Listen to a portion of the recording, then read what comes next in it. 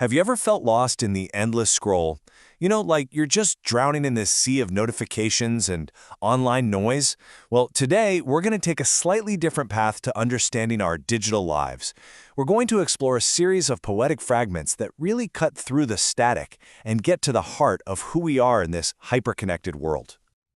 This one hits home, doesn't it? The internet confuses me.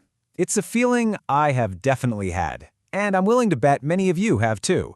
It's that moment, You close your laptop or put your phone down and just feel a little scrambled. This simple, brutally honest statement is the perfect place for us to start our journey today.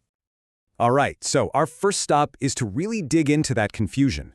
What even is this digital noise that's all around us? Let's try and break it down. Okay, let's start with the most obvious thing. The screens. They're just everywhere, right? Our phones, our laptops, our TVs, they're supposed to be our windows to the world, but man, sometimes it feels more like a fire hose of images, headlines, and updates. It's this relentless stream of information that can feel like a tidal wave, just threatening to pull us under. I absolutely love this phrase, magnetic noise, because it's not just the ding of a notification, is it? It's that invisible pull, that feeling that you have to check your phone, even when you don't really want to. It's like this magnetic force from the network, a constant hum just under the surface, always tugging at our attention. And this is where things get really fascinating and a little mind-bending. The source material uses a Portuguese phrase, futuro do pretérito, which translates to something like the future of the past. Think about it like this. You're scrolling through Instagram, you see someone's perfect vacation photos, and bam, suddenly you feel this weird sense of loss for a life you could have had. It's a strange, disorienting feeling where potential futures almost feel like memories of things that never even happened. Wild, right? But what happens when we manage to intentionally step away from all that noise? What's on the other side? Let's move on and follow this journey inward, away from the digital chaos and into a space of, quiet reflection. Just look at this contrast here. It really lays it all out. On one side, you've got the digital world and all its chaos, the nonstop pings of notifications, that dizzying, hyper-real blur of everything happening at once. And then, on the other side, the stillness of our inner world, the simple, deliberate act of putting a pen to paper, the deep, restorative calm that comes with solitude. It's a choice, really, a choice we have to make every single day. But, being alone isn't always easy. It's not always this peaceful Zen moment. The source material describes it with a powerful Portuguese word, surto, which can mean an outburst or even a crisis. And that makes so much sense.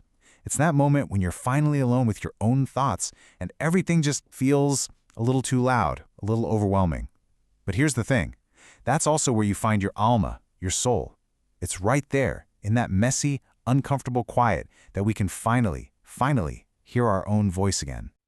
And really, this is the heart of the matter, isn't it? This journey from the digital back to the self. It's about consciously choosing the pergaminos, the scrolls, the deep stuff, over the endless scroll of our social media feeds. It's a trade, choosing depth over distraction, real meaning over all that noise. So this journey inward, it leads to this really explosive, mind-blowing realization about who we are in this modern age. Because it turns out, we're not just one person anymore, not even close. Let's dig into this idea of the magnified self. I just love this metaphor, a theater without walls. Think about your own life for a second. You've got your work self, your family self, your online persona, maybe a few others you keep tucked away. It's like we're all actors on this giant open stage, but there's no backstage to retreat to. All these different versions of us are on display, all at the same time. All right, now get ready for this number, 10,000. What on earth could 10,000 refer to? 10,000 beings. That's right. The text describes a single person as a being of 10,000 beings. And that is the direct result of that theater without walls we were just talking about. We contain multitudes, a massive internal cast of characters, all fighting for the spotlight. It's almost like we're each living in our own personal multiverse, Every choice we make, every post we share, it kind of creates a new timeline, a whole new version of ourselves. It's a dizzying thought for sure, and maybe a little overwhelming. But when you think about it, it's also kind of amazing. So, if we are this complex, walking multiverse, then what are we actually made of? What are the building blocks? Our final section is going to look at the raw materials, the components that make up this incredibly multifaceted self. And here they are. This is what we're made of. It's not just the highlights, right? Not just the points or the good stuff we post online. It's the flaws, the races, the knots, all the messy, complicated, and beautiful parts of who we are. Our identity isn't some single, perfect thread.